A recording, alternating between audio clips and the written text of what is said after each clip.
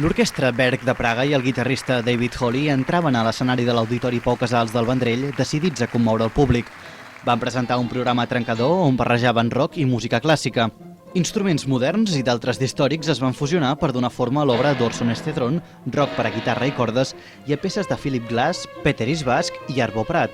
El guitarrista ens explicava abans de començar l'audició com es va forjar aquesta funció i la importància personal d'aquest concert.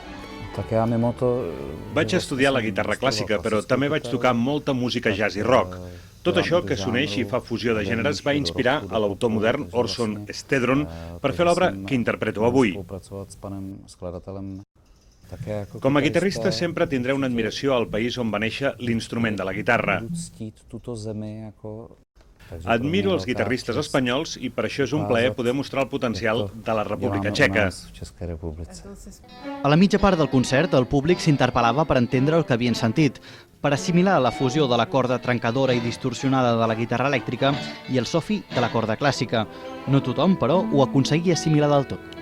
La primera part és una novetat. No saps si és bona o no és bo.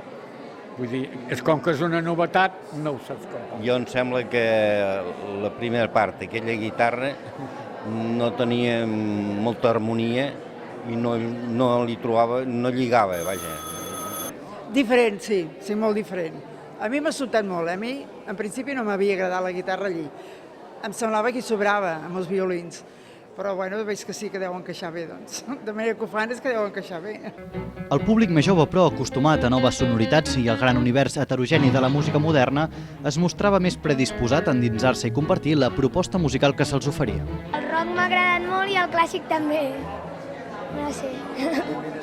Sí, la combinació m'ha agradat molt. L'avantatge que tenen els festivals com aquest d'estiu és que posen a l'abast de molta gent grups que d'una altra manera és molt difícil que els arribin a conèixer. Hi ha hagut també solistes de violoncel, que és el que toca fer, però a més buscant aquesta barreja que el fa un festival realment original en el panorama dels festivals d'estiu de Catalunya.